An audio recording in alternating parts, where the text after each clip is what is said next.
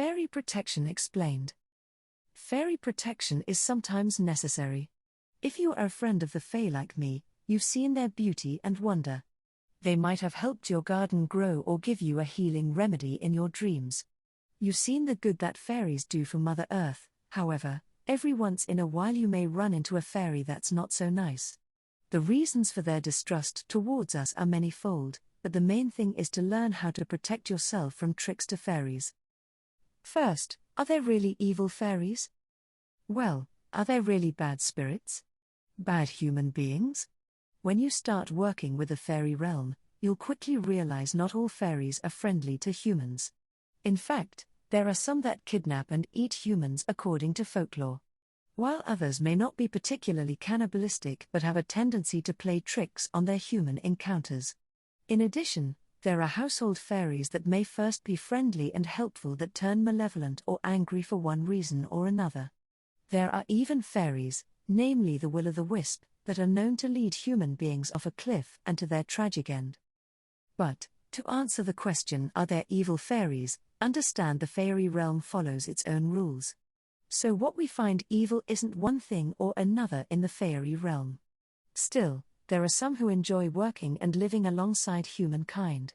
Learn more about the types of fairies here, so that you'll be aware and be able to discern between them. Protection from evil fairies may be as simple as a loud bell or wind chimes. Fairy protection: 9 ways to protect your home and yourself. Fairy protection dates back thousands of years and consists of many different practices. If you are working with fairies in your magical practice or trying to attract them to your home or garden, these methods of protection should not scare the benevolent fairies away. These methods of fairy protection should only keep potentially malevolent fairies from your home, as long as your intention is pure. 1. Iron protection from malevolent fairies. It's been said for centuries that fairies fear iron. Hang an iron horseshoe above your front door to ward off evil fairies. This belief could be due to the idea that fairies were originally a small Neolithic people who lived in Ireland and were driven out of their homes by the Celts, specifically in the Iron Age, hence the fear of iron weapons. Cast iron in the kitchen protects from trickster fae spoiling or overturning food. Wearing an iron troll cross, like the kind they wear in Sweden, wards off evil elves, trolls and the like. Or hang iron troll crosses around the home and garden. 2. Bells and chimes. Bells frightened off evil spirits in medieval Ireland and elsewhere in Europe. The big, deep-sounding church bells that would ring to draw the people to church. Apply this tradition by hanging deep-toned chimes on your front porch, or by using deep-sounding bells during magical ritual. Use bells to clear your space should there be trickster spirits about. Mushroom rings could be fairy rings. 3. Protection from fairy raids and rings. If going out walking at night or during twilight hours, or if you go out on one of the 8 holy days, it's imperative to protect yourself from getting caught up in one of the fairies' rides, or fairy rings. Old Irish folklore says that one is to turn their coat inside out to keep from being pixie-led away from a safe path. Also, never take food from the fae. If you are caught in a fairy ride or ring, or if you take food from the fae, you could very well find yourself lost in a strange place. When you return, years could have gone by even though it only felt like minutes, according to folklore. 4. Don't traipse into their territory. The easiest way to prevent getting caught in a fairy raid or being dragged to the depths of a pond is fairly simple. Stay out of their way. Stay out of their territory. Most people can feel when they're teetering closely to the otherworld or a company of fairies. You'll hear harp or flute music, seemingly far away yet close by. And the world around you will seem to shift. Or feel unstable. There are sometimes known fairy haunts in certain places throughout the world. It's best to leave these places alone. If you happen to enter their territory unbeknownst to you, tell them you mean no harm and leave promptly.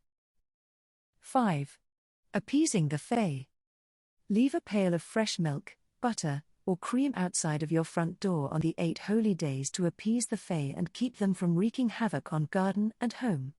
Leaving fairy offerings and libations dates back hundreds of years, And if you have any Celtic ancestors, you probably have ancestors who partook in this tradition. Some people in Europe still do.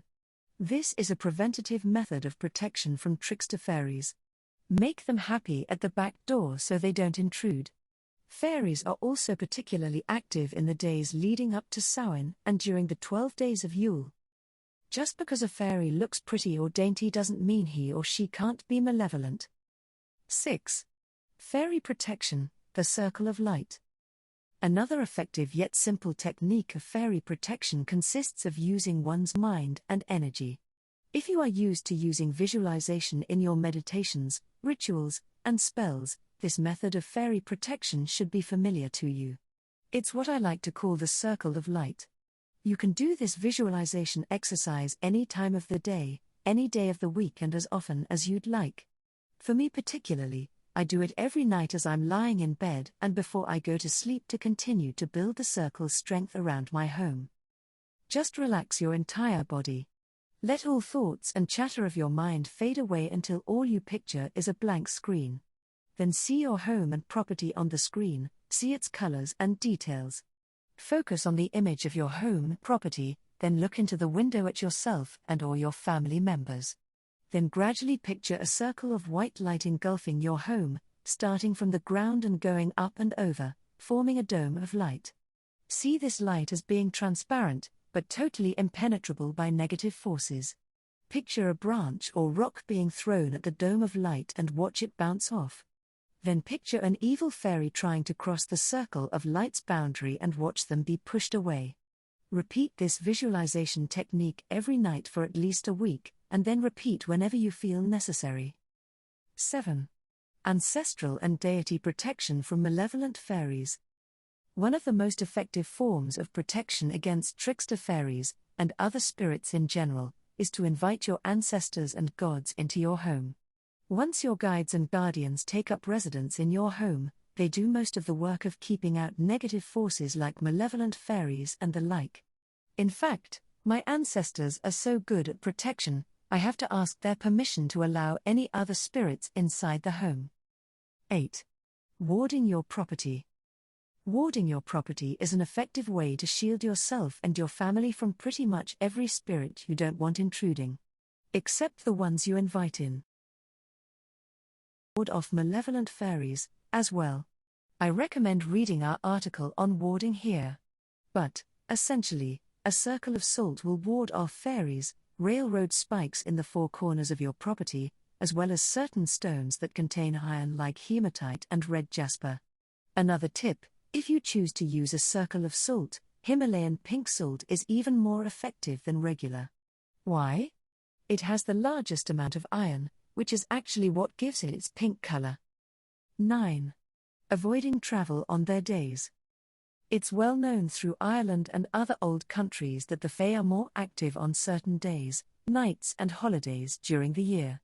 Some of those days include the High Celtic holy days Imbolg, Beltane, Lunasa, and Samhain.